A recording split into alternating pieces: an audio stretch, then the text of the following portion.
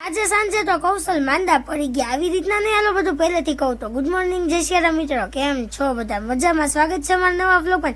સવારમાં ઉઠતા હોય તો આપણે પહેલા તો દૂધની થેલીને પડીકું લઈ આવ્યા. ઘરે પહોંચ્યા ને ત્યાં કૌશલ મસ્ત ખજાનો ખોલીને બેઠા હતા. મેં કીધું નાવા જાઉં નાવા, મને કે લાઇટ બિલ જોવું.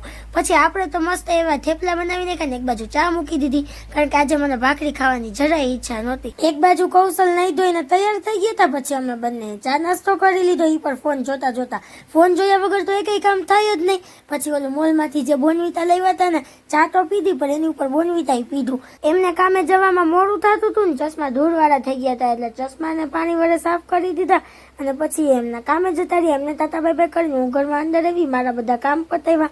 આપણા ઘરે તો ઝાડવા કે વેલ કે કઈ વસ્તુ નથી, પણ આપણે બાજુવાળાના ઘરે ને વેલ હતી ને એને હરિયું કરવા પહોંચી ગયા. બોલો ક્યાં ને ક્યાંય ચડ્યા હરિયું કરવા માટે. આપણે કઈ વેલને નુકસાન પહોંચાડવા માટે ઉપર નહોતા ચડ્યા, આપણે તો વેલને ગોઠવવા માટે ઉપર ચડ્યા હતા.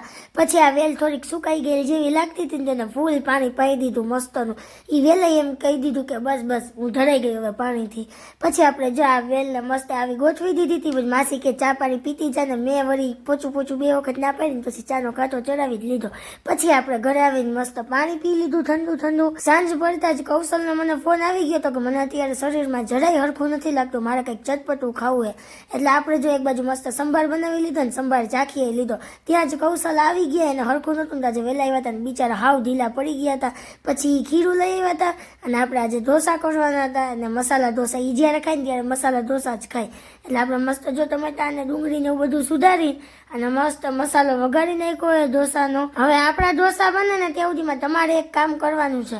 તમે બધા મારા વિડીયો જોવો તો છો, લાઈક પણ કરો છો, પરંતુ ફોલો નથી કરતા તો ચેનલને કરી દો ફોલો, વિડીયોને કરી દેજો 4-5 જણાને શેર, અને હા કોમેન્ટ કરવાનું ભૂલતા નહીં તમને મારા વિડીયો કેવા લાગે છે. પછી તો શું એક પછી એક મસ્ત ઢોસા બનાવવા માંડી હતી. ઢોસા ઉપર આપણે ઓલી લસણવાળી ચટણી આવે ને એ એડ કરીએ, જેનાથી એને ટેસ્ટ બહુ જ મસ્તનો આવે. પછી એની ઉપર આપણે મસાલો એડ કરીએ અને આપણો જો મસાલા ઢોસો તૈયાર થઈ ગયો. એક પછી એક મસાલા ઢોસા ઉતારવા માંડીને કૌશલને પહેલા જમવા દેવાનું હતું, કારણ કે એને જમી કાઢીને દવા પાવાની હતી અને ફૂલ તાવ આવી ગયો હતો.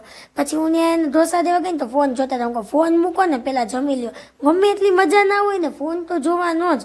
પછી આપણે તો એના જે રસોડામાં ઢોસા ખાઈ લીધા હતા. જમી કાઢીને પેલા તો કૌશલને તાવની દવા પીવડાઈ એવી. એને દવા નહોતી પીવી, મેં કીધું છાનું મને દવા પી લ્યો તો જ સારું થાય. પછી એને તાવની દવા પીધી ને એનું મોઢું જો કેવું થઈ ગયું એ હાવ ફૂલ તાવ ભર્યો તો. મળીએ નવા વિડીયોમાં, ત્યાં સુધી જય શ્રી રામ. વિડીયો ગમ્યો હોય તો લાઈક કરો, શેર કરો અને ફોલો કરતા જજો ભૂલતા નહીં. Bye bye.